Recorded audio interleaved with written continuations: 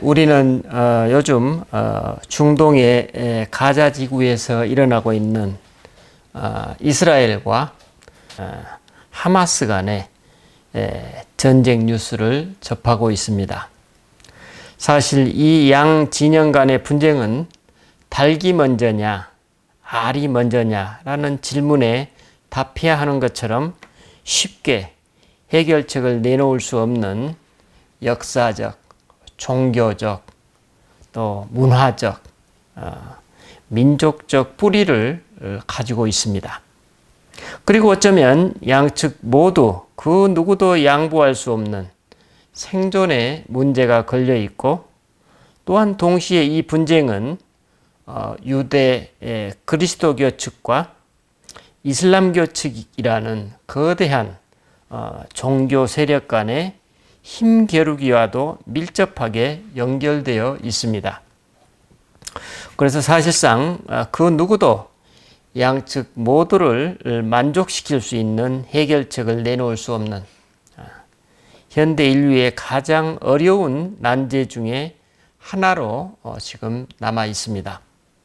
오늘 본문 이스라엘의 입장과 이방 니느웨 사람들, 그리고 온 세상을 섭리하고 계시는 하나님의 마음을 담고 있는 이 요나서는 이런 난제를 안고 있는 우리 기독교와 이스라엘 사람들, 그리고 여타의 인류에게 매우 크고도 깊은 메시지를 담고 있다고 생각합니다. 그래서 저는 오늘 여러분과 함께 이 요나서의 메시지에 귀를 기울여 보고자 합니다. 먼저 2장 2절로 9절 말씀에서 요나가 물고기 뱃속에서 하나님께 기도한 내용을 살펴보면 그가 얼마나 깊은 고난과 어둠을 경험했었는지 알 수 있습니다. 제가 이 몇 구절을 발췌해 보면 이렇습니다. 내가 스올, 즉 음부의 뱃속에서 부르짖었더니 주께서 나를 깊음 속 바다 가운데에 던지셨으므로 큰 물이 나를 둘렀고 주의 파도와 큰 물결이 다 내 위에 넘쳤나이다. 물이 나를 영혼까지 둘러싸우며 깊음이 나를 에워싸고 바다풀이 내 머리를 감쌌나이다. 내가 산의 뿌리까지 내려갔사오며 땅이 그 빗장으로 나를 오래도록 막았다라고 고백하고 있습니다. 요나는 왜 이토록 깊은 고난과 어둠을 경험하게 되었을까요? 그렇습니다. 그는 다른 대상이 아닌 하나님과의 갈등을 겪고 있었습니다. 하나님께서 요나에게 말씀하십니다. 너는 일어나 저 큰 성읍 니느웨로 가서 그것을 향하여 외치라. 그 악독이 내 앞에 상달되었음이니라.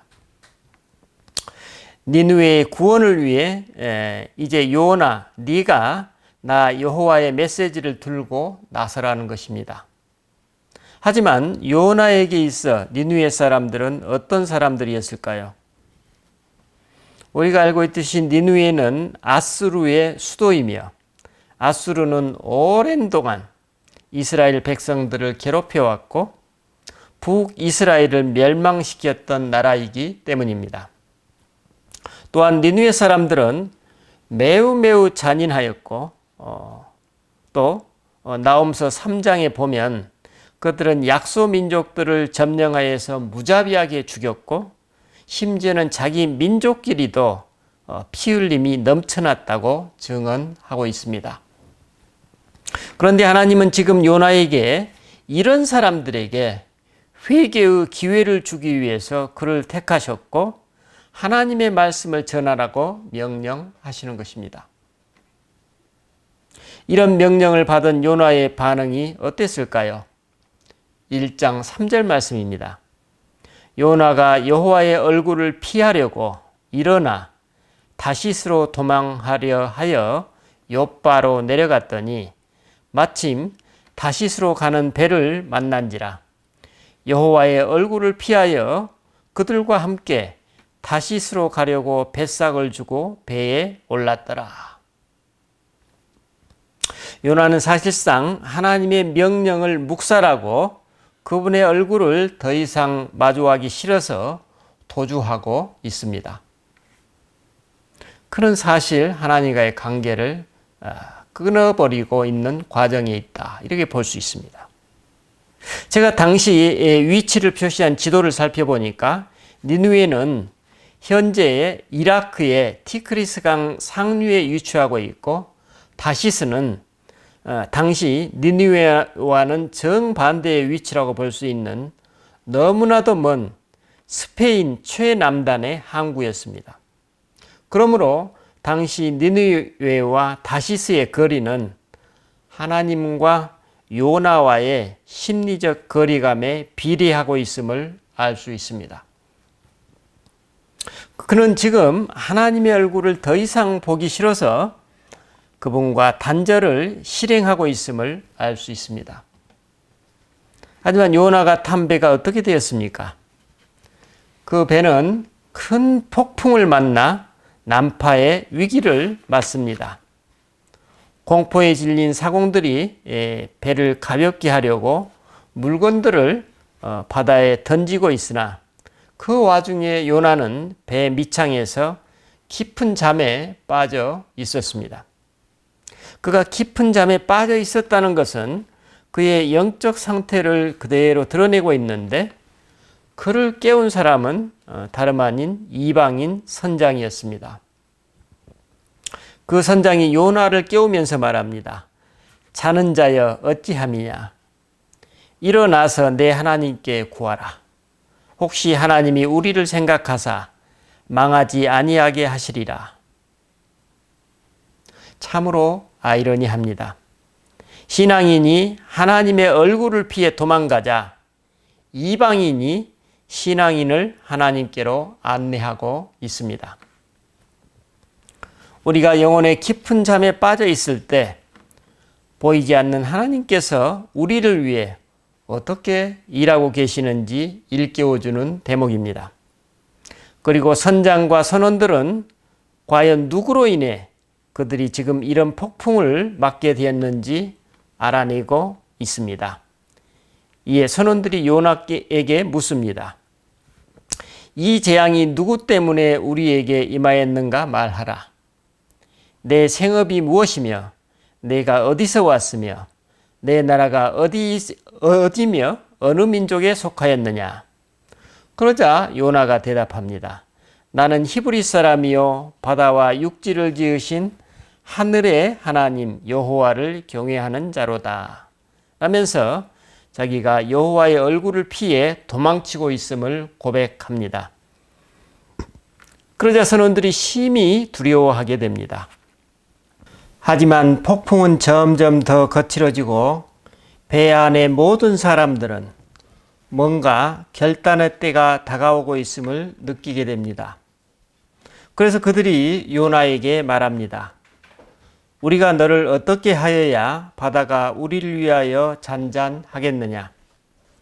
이에 요나가 그들에게 답변합니다. 나를 들어 바다에 던지라. 그리하면 바다가 너희를 위하여 잔잔하리라. 너희가 이 큰 폭풍을 만난 것이 나 때문인 줄을 내가 아노라.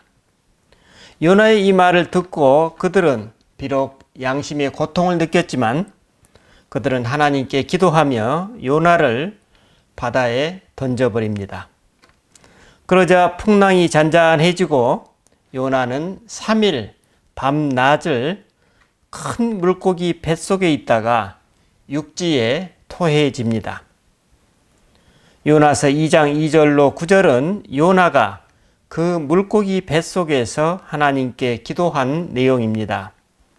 설교 서두에 제가 읽어드렸던 기도의 내용은 하나님과의 단절 상태에서 그가 경험했던 어둠의 깊이와 공포의 정도, 그리고 마침내 하나님 구원의 손길을 고백하고 있습니다.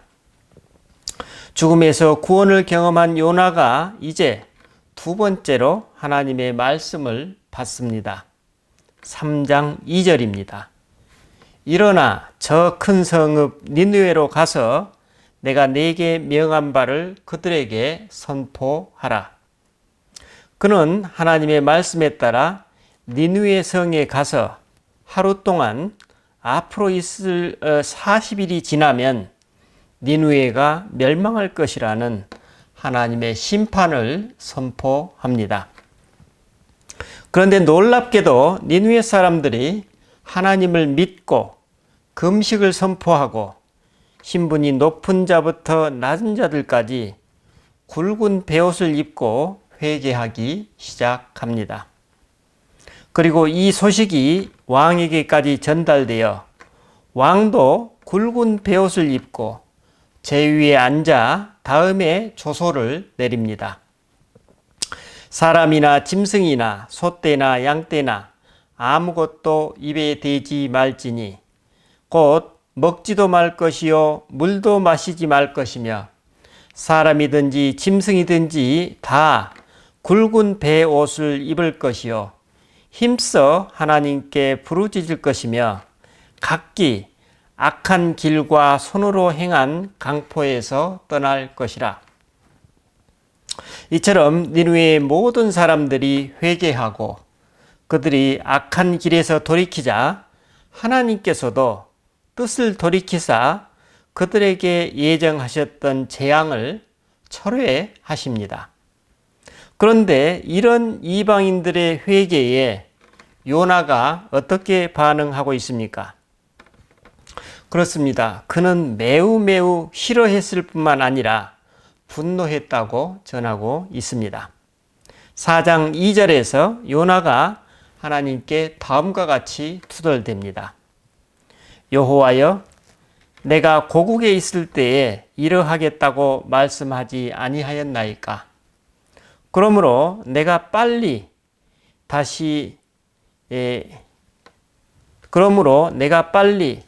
다시스로 도망하였사오니 주께서는 은혜로우시며 자비로우시며 노하기를 더디하시며 인애가 크시사 뜻을 돌이켜 재앙을 내리지 아니하시는 줄을 내가 알았음이니이다.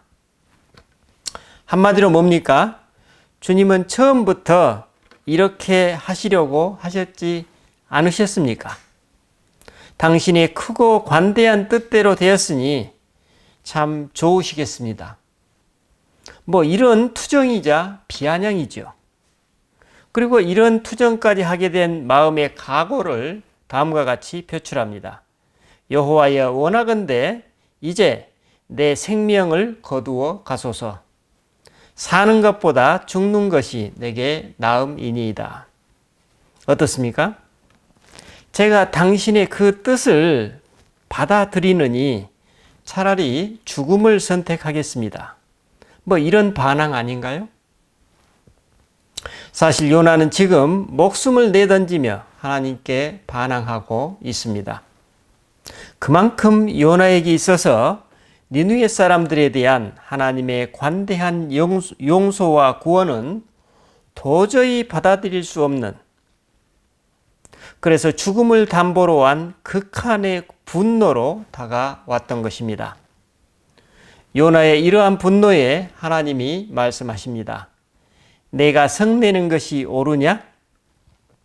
하지만 요나는 하나님의 이 질문에도 응답하지도 않고 니느웨 성읍 동쪽에 초막을 짓고 이후에 사태가 어떻게 진행되는지 보려고 그늘 아래 앉아 있었습니다.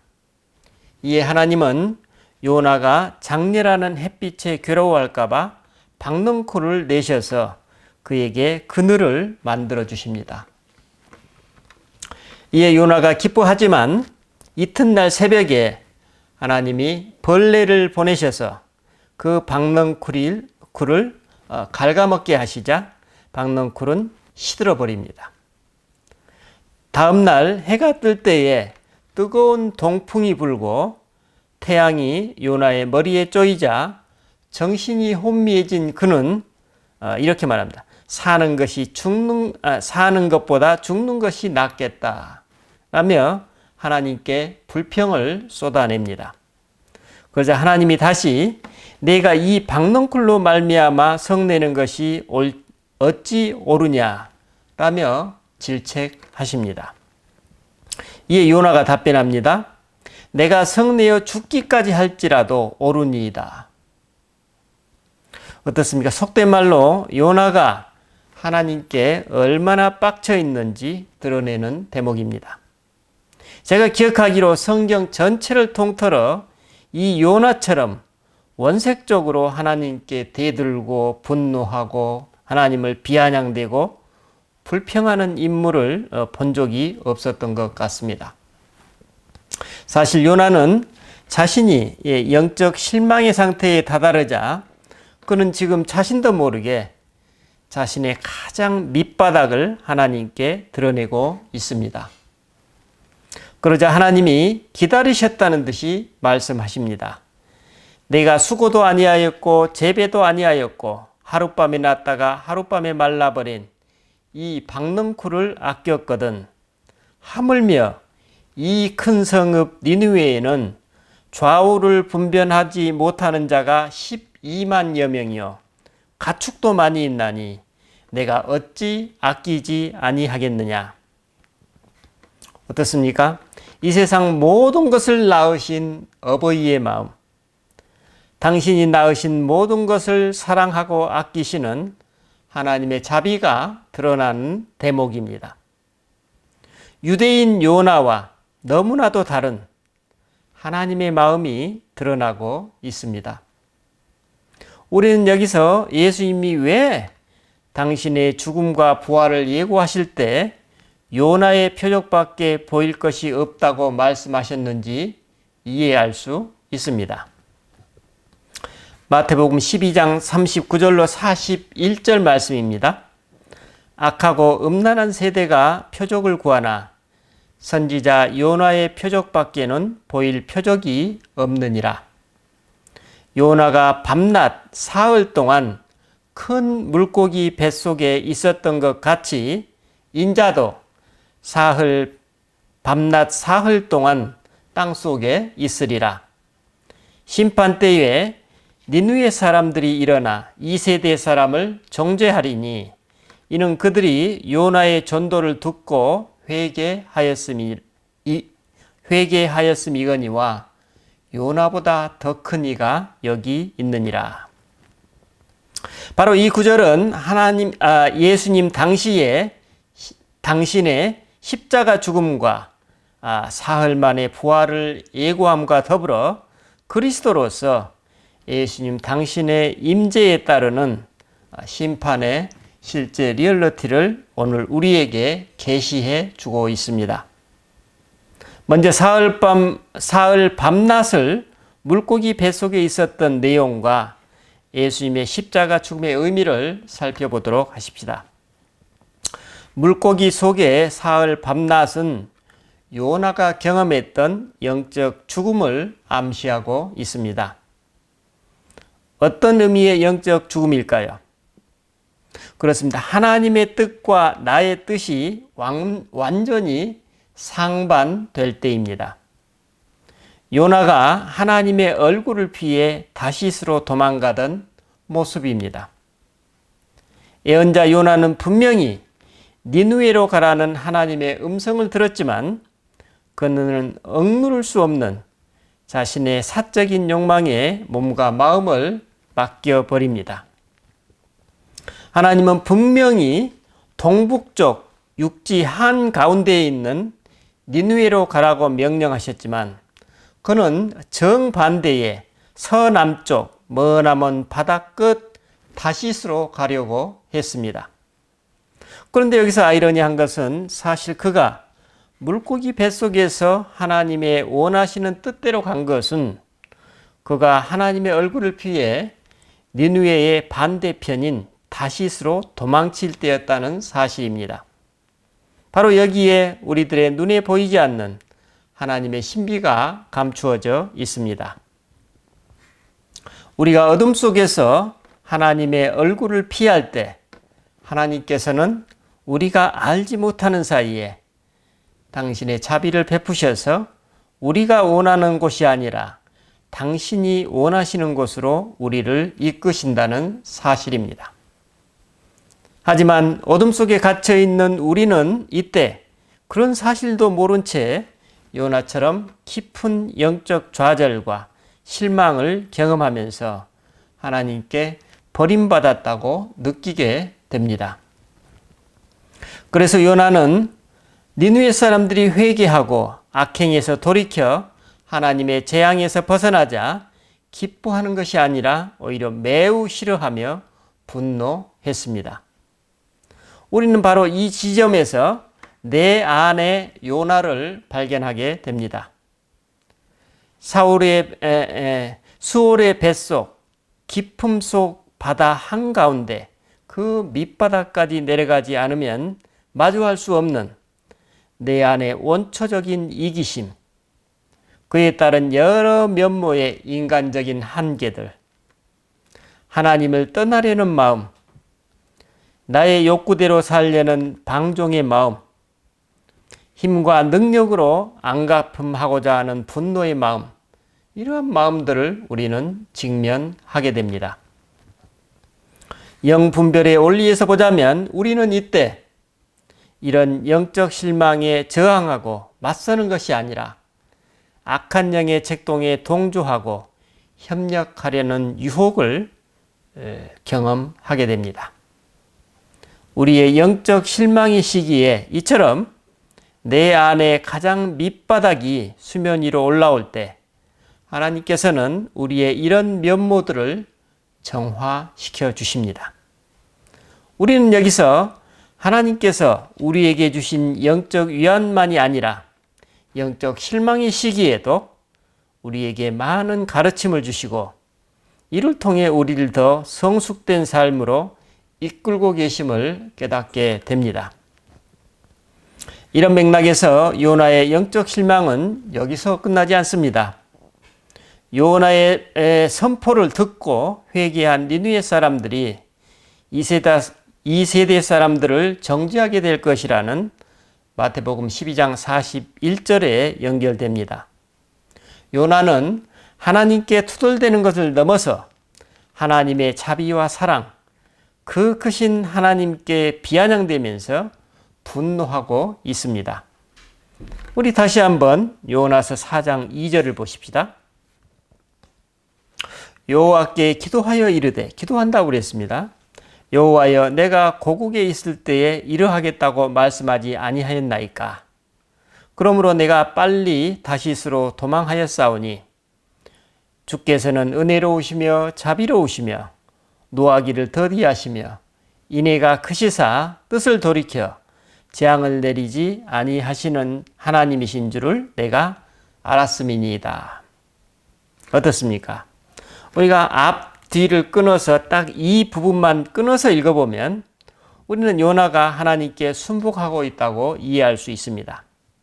하지만 이 구절의 직전과 직후 내용을 살펴보면 해석이 완전히 달라집니다. 방금 구절의 직전 2절에는 이렇게 나와 있죠. 요나가 매우 싫어하여 성내며 라고 설명하고 있고, 이 구절 직후 3절을 보면 여호와여 원하건대 이제 내 생명을 거두어 가소서, 사는 것보다 죽는 것이 내게 나음이니이다 라고 부연하고 있습니다. 결국 앞뒤 구절을 연결시켜 읽어보면 요나는 사실 자기 목숨을 내놓고 하나님을 비아냥대며 심지어 하나님께 분노하면서 그분을 비난하고 있음을 알 수 있습니다. 또한 요나는 하나님께서 박넝쿨을 내어주셨다가 다시 거두시자 하나님께 또다시 자신의 정당성을 주장하면서 자신을 죽여달라는 투로 하나님께 대들고 있습니다. 바로 이 지점이 지금까지 요나에게 깊이 감추어진 자신의 가장 밑바닥입니다. 바로 이 지점이 우리 영혼이 깊은 어둠 가운데 갇혀 있을 때 드러나는 우리들의 감추어진 진 면목입니다. 요나뿐만 아니라 우리들 역시 나의 뜻이 하나님의 뜻과 배치될 때, 혹은 그 결과로 우리가 깊은 영적 실망에 빠져 있을 때 그동안 우리 안에 감추어졌던 진 면목이 드러나게 됩니다. 역설적인 말이지만 크고 위대한 성자일수록 더 깊은 고난을 마주하는 이유가 바로 여기에 있습니다. 하나님께서는 그 사람의 가장 밑바닥까지 당신의 영역으로 삼고자 하시는 것입니다. 그 진면목이란 우리가 하나님과의 관계가 좋을 때, 즉 영적 유한의 때에는 전혀 드러나지도 않았고 드러낼 필요도 없었던, 즉 하나님께 분노하며 그분을 비아냥대며 그분을 비난하면서 눈을 부라리며 나를 죽이라는 태도로 대드는 우리 안에 감추어진 어둠을 의미합니다. 이러한 영적 실망의 시기에 우리는 이처럼 하나님의 뜻을 따르는 것이 아니라 악한 영의 책동에 협력하려는 어리석음을 범하게 됩니다. 오늘 말씀에서 만약 요나가 모든 인간들과 세상을 사랑하시고 자비를 베푸시는 하나님을 받아들이지 못하고 여기에서 멈춰 서서 그분께 끝까지 반발했다면 예수님의 말씀대로 그는 니느웨 사람들에게 정죄를 받게 되는 역설을 경험할 수밖에 없을 것입니다. 예수님은 당시 자신을 거부하는 이스라엘 사람들에게 바로 이 요나의 메시지를 전하고 싶으셨을 것입니다. 우리가 요즘 기도 모임에서 영의 식별에서 배우듯이 하나님께서는 우리가 경험하는 영적 실망을 통해 우리 안에 이런 영적 어둠을 드러내 주십니다. 그리고 이러한 우리들의 진면목을 우리가 직면하면서 우리는 좀 더 내 자신을 알아가게 되고 내 자신을 이전보다 더 그분의 손길에 내어 맡기게 됩니다. 하나님은 우리들의 이런 영적 실망의 상태를 통해서도 우리를 더 성숙한 신앙의 길로 가르쳐 주시고 인도해 주심을 깨닫게 됩니다. 여러분, 이것이 바로 오늘 본문의 요나가 경험한 삶의 역설입니다. 다시스로 도망쳤으나 그렇게 도망치는 와중에 우리가 어둠 속에 갇혀 있을 때 하나님은 보이지 않는 손길로 우리를 니느웨로 이끄십니다.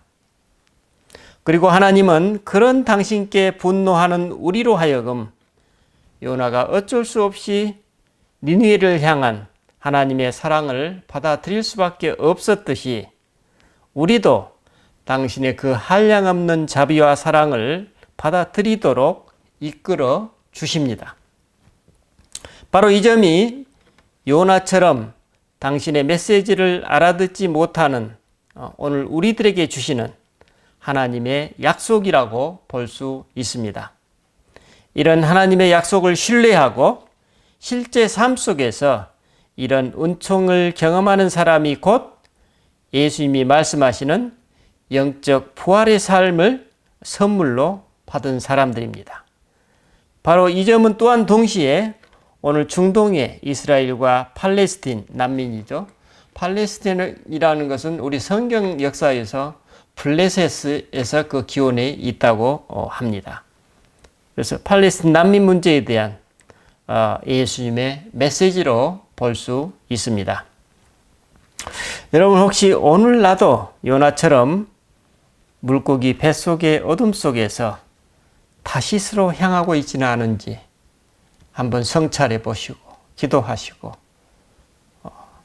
자비하시고 크신 주님을 만나는 그런 은총이 함께 하시기를 빕니다. 기도하십시다. 주님, 우리는 이 세상을 살아가면서 불가피하게도 영적 어둠과 실망의 때를 지나곤 합니다. 이때 우리는 이 깊음 속에서 내 안의 밑바닥을 마주하게 되고 이제 비로소 나와는 완전히 다른 하나님의 자비와 관대하심을 깨닫게 됩니다. 주님, 오늘 요나가 경험한 것처럼 거짓되고 헛된 것을 숭상하는 우리 안의 우상들을 제하여 주시옵소서. 그리하여 우리를 사용하셔서 당신의 소원을 이루시고 우리에게는 구원의 삶을 주시옵소서. 감사드리고 우리 주 예수 그리스도 이름으로 기도드립니다. 아멘.